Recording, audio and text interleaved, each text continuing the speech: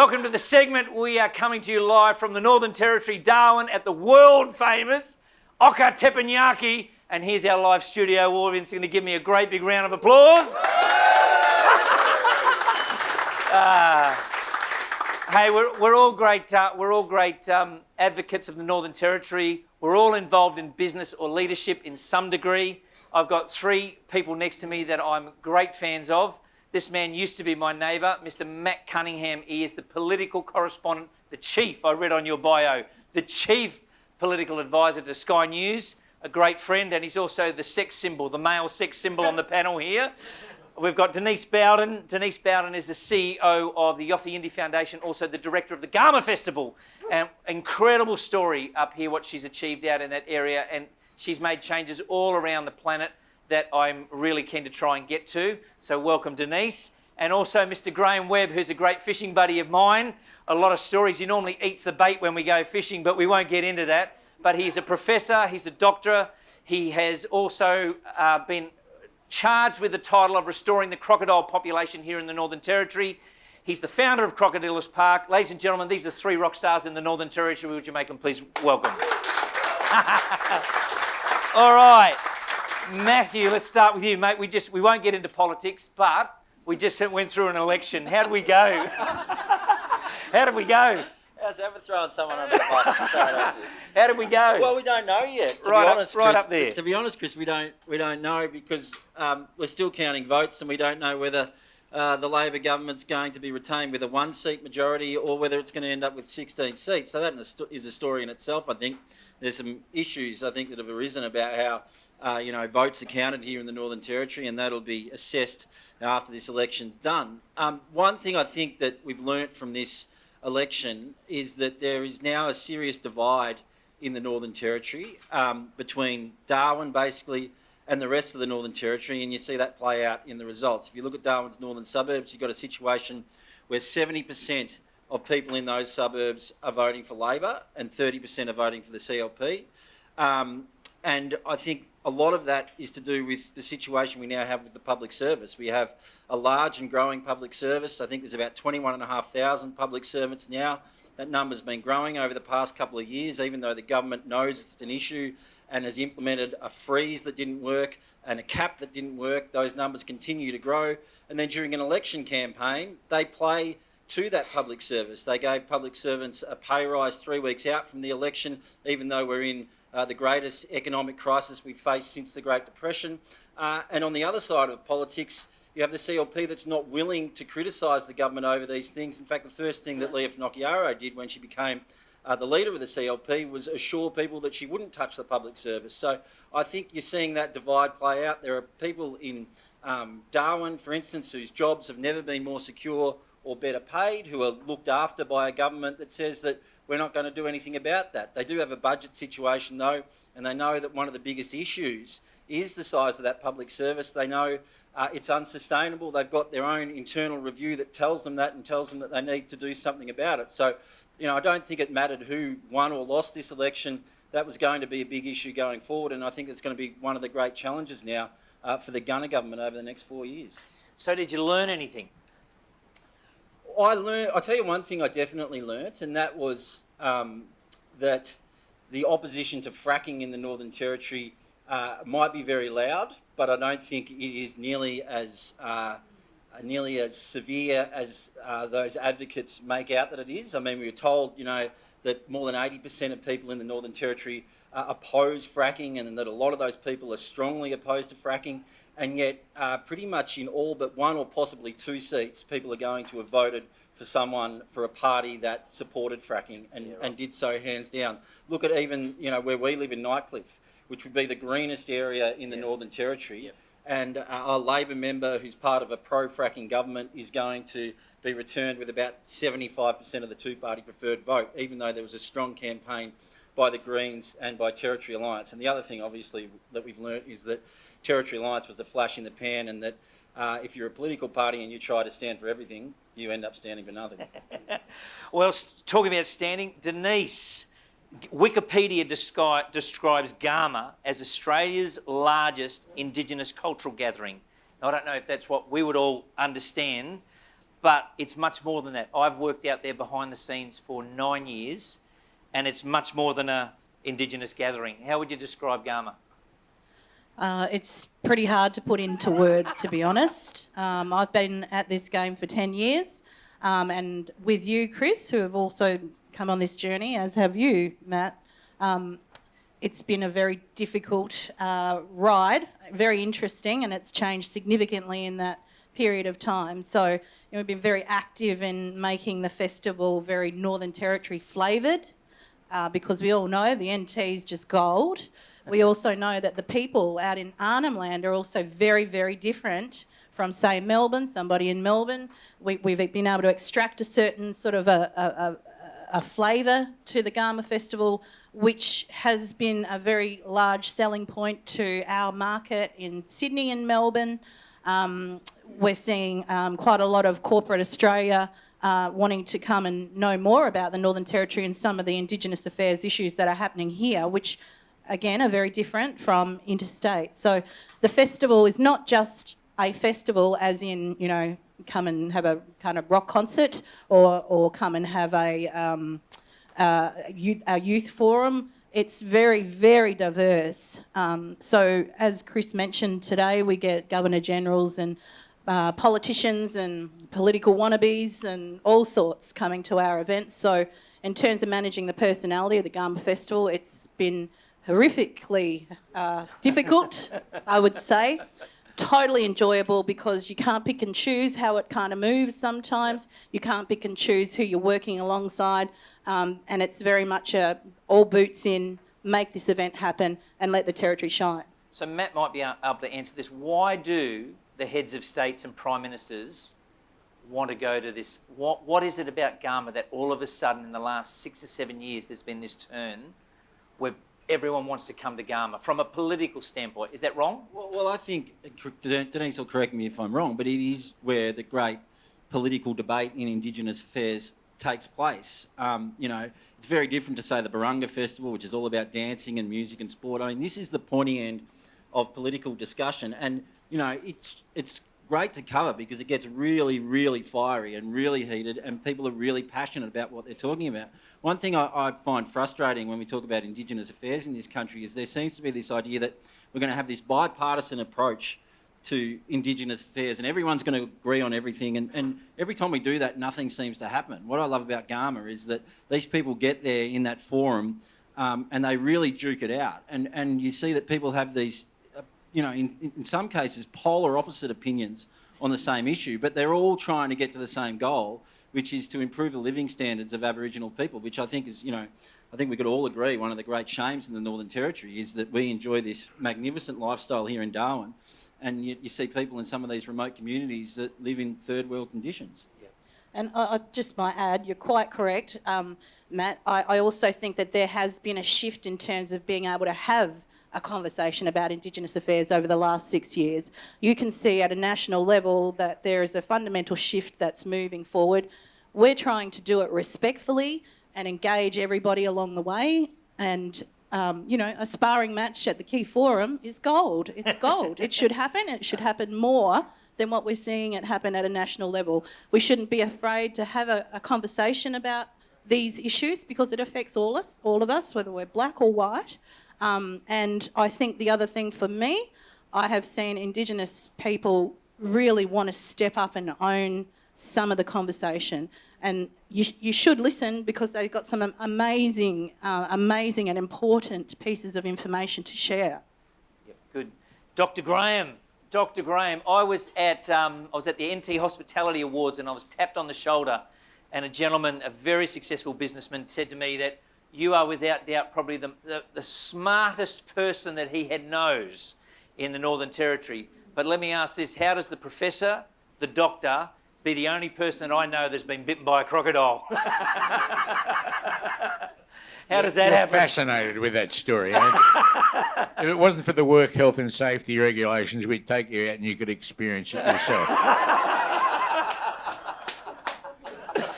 So tell me this, Grahame, you're obviously, you work internationally, and a lot of people here would not know your work internationally, but we know you as Crocodile's Park. Obviously tourism is affected. let me drop you right in the hot seat. And by this is more your take on it. You know, with coronavirus, we were already in a challenge for our economic decline. But what should, from your opinion, being up here for 30 plus years, what should tourism be focusing on right now? I mean, their back's up against the wall. Do you have any thought about what tourism could be focusing on? Well, look, it's very difficult. Like people, like we're in the tourist industry as a tourist attraction. We're not. The tourist industry is complicated because a lot of people are in the tourist industry. They're only in at 5% or 2% or 10% or 15%. We're in at 100%. And so if tourism fails for us, that's it. Now, business visitors are another thing. If hotels fill up with business visitors, they're happy. But that stops tourists coming into town, so tourism goes down. So part of the problem we have is actually tourism itself is not actually pulled out and looked at for what it is. They tend to look at visitor numbers and things like this, where tourism is a very complex industry to run here. It's not a lucrative industry at all. And as I've said numerous times, you can do the calculations on the back of a postage stamp with a Technicolor of how much you can afford to spend in a little tourist business to attract tourists and make it profitable. If you go and build a really big tourist business, the chances are it's not going to work because you're just not going to get the numbers coming through to make it work. So tourist businesses need to be looked at as business. They need to talk to people that are actually running and sustaining them and get rid of all this pie in the sky type things like the water park type issue. You can't possibly get enough people in Darwin to make that an economic venture in its own way. Blind Freddie could tell you that. If you talk to the people that are actually investing their money in tourist attractions. So we'll survive through this. We can always eat the crocodiles, but numbers are coming down you've just got to adapt. And I think that's where your segment thing has been quite exceptional in getting people actually at the coalface of small business to be able to share their stories about how they've adapted and how they've sustained themselves, because that's what business is about. Because you've shut down your croc production and you've shut down your abattoir as well. Was that due to COVID or was No. That was due to changes in the. We only really got into crocodile production because it was the only way we could continue to do research. They were shutting it down, so unless you're a commercial entity, you couldn't get access to the eggs and things. Yep. And it was what happened worldwide is the crocodile industry that I'm very familiar with has become so under attack by animal rights activists in the cities that the big corporations are closing down their supply chains and producing them all themselves so they can try and keep these people at bay. They won't, of course, and that's making the whole industry worldwide, putting it in a very strange place. So a lot of people are rethinking how they do things. So Matt, tell me, business is on everybody's mind here. There's not one person that business is part of our world and trying to understand and be better at it, and like Grahame, just change and adapt. Is business a priority in the world of politics? Like, is it genuinely a priority? Or is it just a throw? I mean, I don't, in your experience. Well, I think it certainly is a priority, and you see that the government, as the Chief Minister keeps telling us, has thrown the kitchen sink at, these various things since coronavirus hit. Back to my original point, I think that the primary focus of governments here has become the public service because of the way the electorate's set up, and that means that the votes. If you win the northern suburbs, Labor's now won all of the Darwin suburbs. You can basically just win those seats and you only have to pick up one or two others and you win an election. So it's understandable from a political strategy point of view why their focus is there and not elsewhere. But I think it's going to create problems that they're going to have to address sooner or later. And the other thing that you heard all of the parties talk about before the election was the need to grow the economy. I think that's absolutely true. And I think, their own Economic Recovery Commission talks about the need to grow the economy and essentially grow the private sector. And I think that's why there needs to be a shift in the focus. The politicians talk about it all the time. We need to cut the red tape, we need to cut the green tape, we need to cut the beige tape, whatever that is.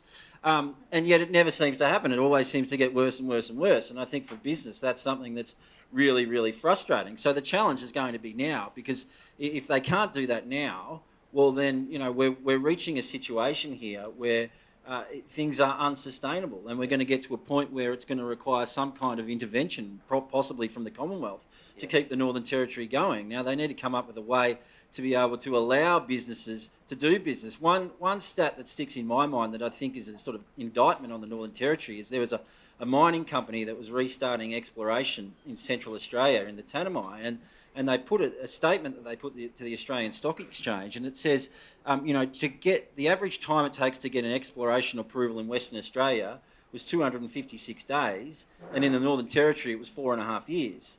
And I think that's the sort of thing that we need to look at. We need to say, why is that happening? And we need to make sure it's not happening so that business gets the opportunity to thrive. Otherwise, we just become sort of a mendicant state, if you like, and I don't think that has a future. Tell me this, I think, Denise, one of the things that I'm very conscious of is that business in the Northern Territory, I don't know what it is, but we've got an opportunity to pick up a victim card. Now, when all of us started our businesses, there was a dream in our mind and we charged off and we didn't listen to advice. We did all the wrong things. We got ourselves in debt. And at the moment in our economy, thank God we've got JobKeeper. Thank God it's survived. All of our staff are on JobKeeper. Thank God for it. But I think we've got to get back to innovation and creativity, and business has got to get themselves in the right position that it's their position to get out of this. So my question would be, here's a question, is that if hypothetically you were made Chief Minister for a day, and you had the opportunity to be on the front of the ship, what are some of the changes that you would bring in place that would benefit business? So the chances of me being the next Chief Minister is very, very low and zero, right? So some of her family members might be in there. And let's leave that to them to do, shall we? Look, that was a very long question, by the way, Chris. However, look, I think in the Northern Territory, one of the things that bugs me is that we tend to get stuck into a sort of a way of operating, and that's the only way that you can operate. I think in terms of the success of the Grahame Festival, we've really stepped out of the box. And we've also lifted our own standards, and I tell you, it's a lot higher than what, government sometimes has set for us. I feel as if too that we don't have the luxury of not getting outcomes. That's the operations that's how we operate inside the Othy Indy Foundation. But now you add COVID and everybody starts to feel that also. Yeah. So I guess for the Northern Territory, I would like to see, us maybe glowing into different sort of industries, or, in relation to the Indigenous Affairs component, I'd love to see business, come over and try to collaborate in some way, shape or form, because I think we undersell ourselves sometimes. We don't actually realise that there's gold there. Yeah. Are you able to confide in us the figures that Grahame brings into that area? Yeah, so I think this might be a bit of a surprise to some. We're a very small office. There's about 5 employees in our office. Very humble administration and management. We bring in $10 million into the Northern Territory and $3 million to the North East Arnhem. Now, wow. Thank you. So they must be hurting. Well, our business director manager over here is Zoe Scroggins, and if you talk to Zoe Scroggins about how our office operates, we are on the treadmill completely running. We go for it. There's tears over here and there's a slammed door over there and someone's comatose down there. I mean, it's just relentless. However, we love it because there's a social equity component to it, and we are giving back to the community. And that's why we've got the groundswell of support behind us, because community are feeling their hip pockets and feeling some of the benefits. And we're looking after the families that need to be looked after. And you know what? They're going to be around for the next 10, 20, 30 years, these families, so be good to them. Yeah, good. Grahame? Yeah, look, everyone knows that there's got to be economic development and got to be business, but there's really two spheres of this, I think. There's business economics and there's business social, the social side of business. And part of the problem, I think, with a lot of people is they focus on these big resource type, we're not interested in that. This is generating $500 million a year. But, the world is full of mines and forestry operations that are built next to ghost towns. And that's what is going to happen to Darwin if they just focus on getting resources to who's prepared to pull it out at the biggest amount. Because what you really need is small business to make Darwin grow. Small business has its employees all live in town, they shop in the shopping centres, they go to the hotels, you need small business. Small business is the way you grow a town. So you've got to be able to, you've got two completely different things. You've got to try to pursue wise use of resources, but not at the expense, I don't think, of, you've got to make sure that the benefits of that flow through to the community, as we just heard then that's happening there, because this is a real danger. That small business is hard. It is incredibly difficult. People are not, a lot of people are in small business not just to make money. Yeah. You can do all sorts of things. If you're really interested in making money, that's great. But most people want to sustain their lifestyle, sustain what they're doing, and just earn a little bit more and perhaps be a little bit more profitable. They're not simply into business. They're not about just building something up, selling another business. So some people are, and welcome to them. But the small businesses in town are what we need to keep our society intact, because as we get smaller and smaller and smaller, there's going to be less and less and less and less small businesses, and Darwin's got to grow, not shrink. So what you're saying is the projects are great, but we've got to learn to keep the money in town. You've got to learn to balance them so that we achieve the social benefits of business. Our promotion of business shouldn't be all about... It's like I always say, the Tourist Commission should have its goal should be very simple, and I think the Business Department is the same, to maximise the benefits that people in the Territory get from business, to maximise the benefits that people in the Territory get from tourism. Not to support tourist industries, it's to make sure it's about social benefit. Then I think everything works. But if otherwise it gets down into this technical negotiations and things over some big resource that comes or goes and nobody even knows it's there, and a lot of the money flows out of the place anyway, So Matt, Chief Minister, God help us all if you were put in the chair for a day. God help us all. Any changes that you could see that you'd like? Well, you wouldn't want me in the job, not if you're a public servant either. No, I think that when you get back to that regulation, I just think, Darwin must be one of the most over-governed places in the world. We have the Northern Territory government, which effectively does the job of a local council in many areas. It's in charge of planning, and then we have the Darwin City Council as well. And so this over-governance, I think, really makes it difficult for small businesses. I can give you a couple of examples. There's a young bloke who wanted to start a bar just down the road from where I live.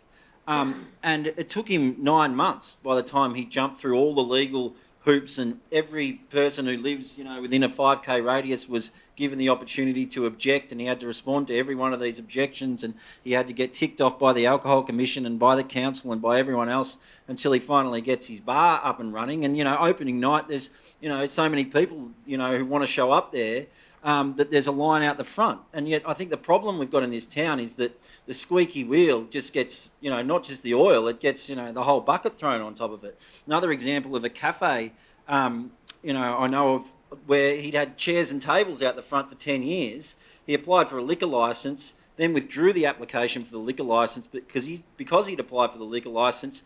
Someone sort of raised the issue of the chairs and tables that had been out the front for 10 years that no one had ever had an issue with, and suddenly he had to go through this whole planning process to keep the tables and chairs that he'd always had there. Some neighbour across the road, complains about the table and chairs, and the next thing he's drawn into sort of this 3-month battle that takes up all of his time and his energy, and it's just ridiculous. I think we need to have some leaders who have the will to just step in and say, hey, no, we're not going to do that. Sure, there are some things, where there are necessary approvals that need to be met, but I just think it's got completely over the top, and it's got to a point where if you're a small business owner and you just want to sort of have a go, you're just not getting a go.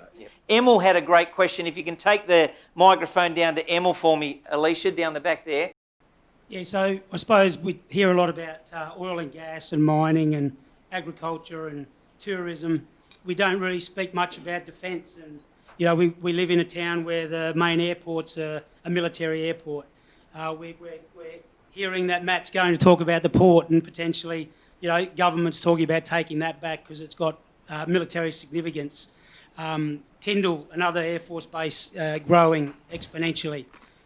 When are we going to look at ourselves as a defence town as well as those other things? Because I think as territory business people, we need to focus harder on that and get ourselves in that game a little bit more. Recently, I was in Singapore at the Singapore Air Show, invitation by the Defence Department, and I think we were one, if not the only, or I think we were the only Northern Territory business represented there. So, I think we need to look at that more strongly and get amongst those defence primes and get more jobs for our kids and our employees in the defence sector. I think you're 100% right, and I think as we're seeing this tensions rise with China, we're going to become more and more important strategically, and that could create opportunities for us here. We heard the Defence Minister, Linda Reynolds, announce recently about these plans for a fuel storage facility here in Darwin Harbour. I think we'll hear more about that shortly, and that's going to create a lot of jobs. There's already, I think, about $2 billion worth of infrastructure work on the table over the next 10 years. And I think you'll see more of a US Marine presence here as well. I think we've been let down by defence over the past 10 years.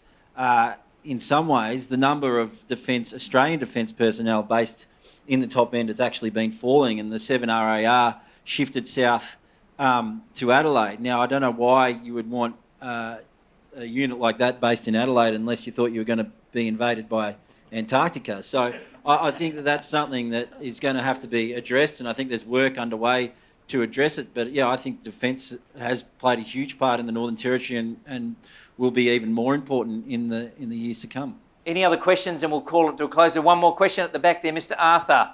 Alicia. Oh, look at the chef. He's doing everything over there, handing out the microphone as well. I think Emerald's 110% right. That's number one. Number two, if I own a pub in Queensland, I have 6 licences. If I own a pub in the Northern Territory, I have 29 licences. And one of them is a fishmonger's licence because I'm serving barramundi. The third one is this. Emerald's right. I've got some barges, he's got some barges, we've got some cranes, he's got some cranes. We need to, in the Northern Territory, stop fighting each other because we're not the enemy. What we need to do is to build cooperatives where we pull all of our equipment together.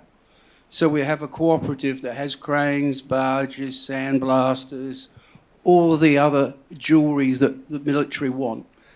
Once you can get past the local bickering that we have, we can build a very big company with lots of good knowledge. And so that's the thing that I'd like to push this year, is we need to have cooperatives, whether it's in training, whether it's in all sorts of life. We can share resources, reduce our costs, and stay afloat. So that's my thoughts. Any thoughts? Yeah, look, I think you're quite right. I think in this room here, you've got quite a large amount of local business here that could quite possibly become a very loud advocacy body of some sort in supporting local community. I just thought I'd kind of mention that that's, you know, quite a powerful tool, a lobbying body of some sort. So as you're supporting local community, most definitely. Yeah, good. Ladies and gentlemen, please put your hands together. Oh, one more over here. Mr. Darryl. Thanks, Chris. Look, a lot of the things that have been spoken about today have been spoken about for many, many years, and the answers are pretty obvious in a lot of ways.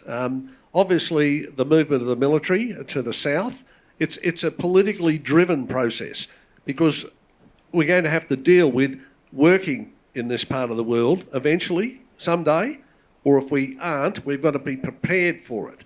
But it's not interstate so much, but it's national politicians that move these things. We've had Abrams tanks here. They sent them down to Adelaide to service them. I mean, we service tracked vehicles for some of the biggest mining machinery in the world, yet put them on a train, send them down to Adelaide. We've got the 1st Battalion, half of it was sent down. Then the next lot was sent down. We had a brigadier still stationed here flying down to deal with his troops. Now, one of the problems we face is a lack of knowledge amongst the rest of Australia. Now, we had a very, very good, I guess, communications process here in the Territory. Our ABC had current affairs radio, current affairs television. It had news radio, news television. We had a Channel 9 News, which was based here. We had a 7:30 report, which was live here, dealing with local issues, local politicians. It doesn't exist anymore. Where do we get our news from? Queensland. Where does our newspaper now get managed editorially? South Australia.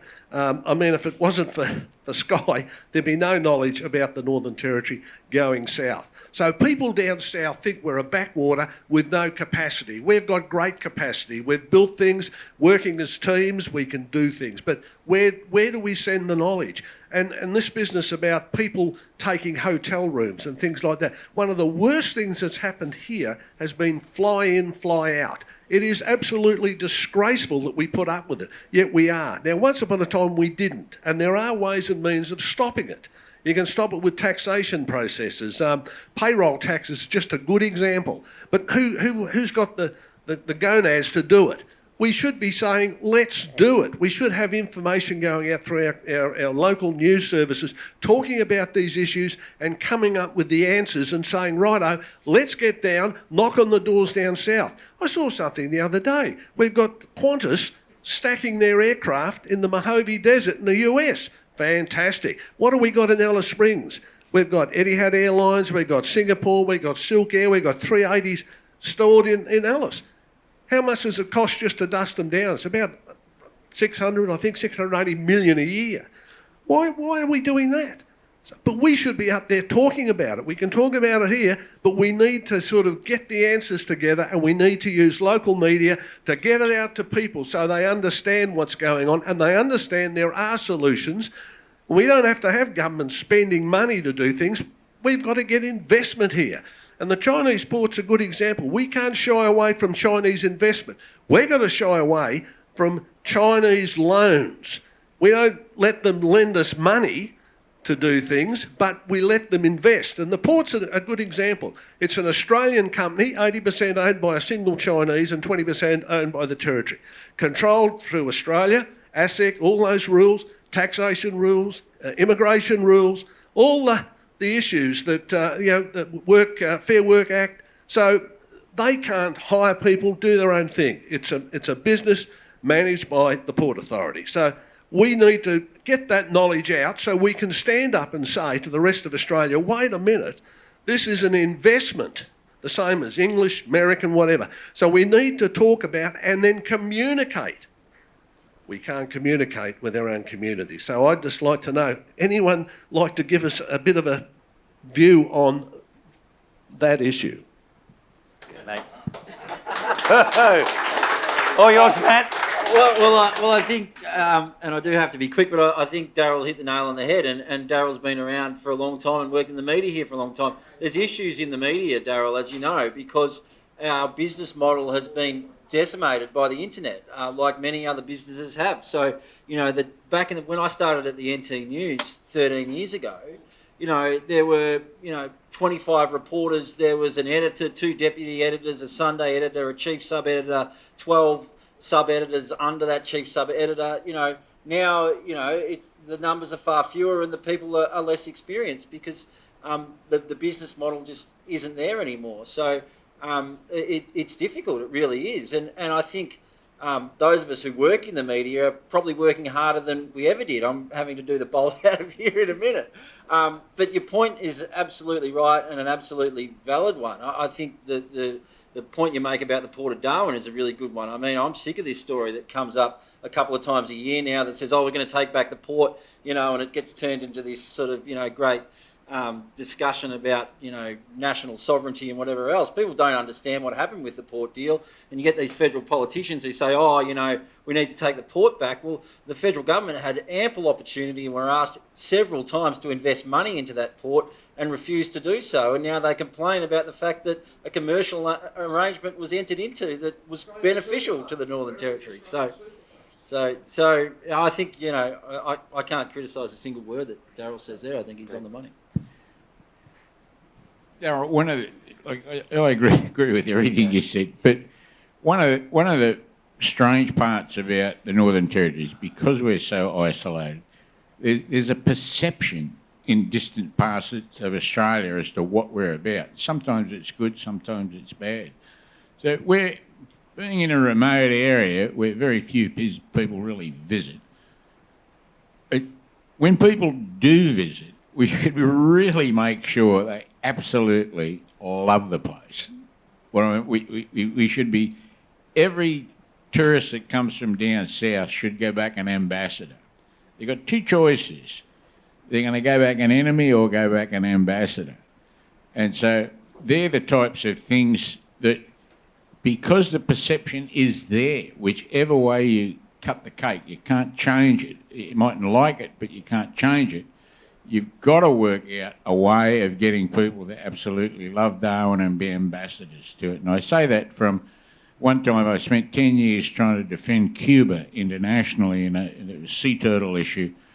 And I realised that there's been so much propaganda against Cuba that it was hopeless taking Cubans to an international meeting. People would say, oh, geez, they're really nice people. They must be the exception there. All the rest are bad, but these guys are good. And the only way I could end up getting this battle was to bring people from the EU and all over, even the Pacific and Vanuatu, and get them to Cuba to actually see for themselves. Then they came back absolutely loving it and voted for Cuba. It's the territory's in that exact same position. That we've got to get people up here and just turn it on for them so they go back thinking, wow, where did the world stop where we live? This is the place. Listen, thank you, ladies and gentlemen. I hope you've had a great lunch. Jose, thank you for hosting us, mate. Really generous of you. And again, I hope this has been a profitable we're just trying to prick the button. We've all got to change in this time. We've all got to be smarter. We've all got to be clearer. And it's clear that all of you are great leaders in the areas that you are. And thank you for being here today. Thank you, ladies and gentlemen. Thank you, Matt. Thank you, Denise. Thank you, Grahame. Go! Good on you, mate. Thank you.